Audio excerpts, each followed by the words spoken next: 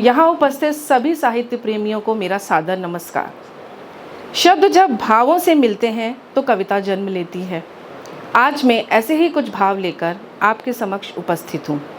मैं स्मिता श्रीवास्तव आज अपनी कविता माँ की खूबसूरत बागवानी प्रस्तुत करने की अनुमति चाहूँगी।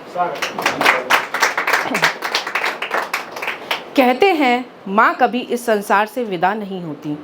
वे अपनी यादों, अपने स्नेह और अपने संस्कारों के रूप में हमेशा हमारे साथ रहती हैं। कभी किसी फूल की खुशबू में, कभी किसी पुराने गीत में, तो कभी घर के किसी शांत कोने में माँ अनायास ही याद आ जाती हैं। हर माँ अपने घर को केवल सजाती ही नहीं बल्कि अपनी प्रेम और ममता से उसे जीवंत बना देती है। यही प्रेम कभी घर के आंगन के खिले फूलों में दिखाई देता है तो कभी उनके हाथ से लगाए हुए पौधों में। इन्हीं भावों और स्मृतियों को शब्दों में पिरोने का मेरा एक विनम्र प्रयास है मेरी कविता माँ की खूबसूरत बागबानी। तो मेरी माँ को शौक़ था बागबानी का। ढेर सारे पौधे माँ ने अपने हाथों से लगाए। गुड़हल, गुलाब, जूही, ना जाने कितने फूल उनके बागीचे में मुस्कुराए। कहीं कोई बेल गेट के ऊपर सजाई, कहीं दीवारों पर फूलों की लड़ी बनाई। बागीचे में पक्षियों का घरौंदे बनाना, रंग बिरंगी तितलियों का भी इठलाना। जब सब अपने जीवन में व्यस्त थे, माँ ने अपने मन को इनमें रमाया। हरा भरा बागीचा अपनी मेहनत से बनाया। अपने पौधों पर बच्चों की तरह प्यार लुटाया। पड़ोसियों को भी बागबानी के गुण सिखाए। फूलों से सजे पौधे भेंट भी चढ़ाए।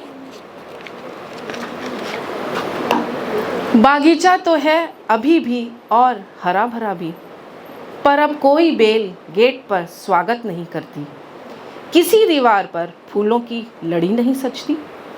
अब चिड़ियों, तितलियों का आना जाना भी कम है। शायद उन्हें भी माँ के ना होने का गम है। बारिश की फुहारों से अब वो बागीचा पहले सा गुलजार नहीं होता। सावन के महीने में अब वहाँ झूलों का इंतज़ार नहीं होता। पौधों को भी एहसास है कि उनका माली अब नहीं है, क्योंकि अब उनसे घंटों कोई बातें नहीं करता। स्नेह भरा हाथ अब उन पर नहीं फिरता। सोचा था फुर्सत में कुर्सी डाल कभी बैठूंगी वहाँ माँ के साथ, पर माँ को तो थी जल्दी जाने की दूर देश समय के पार।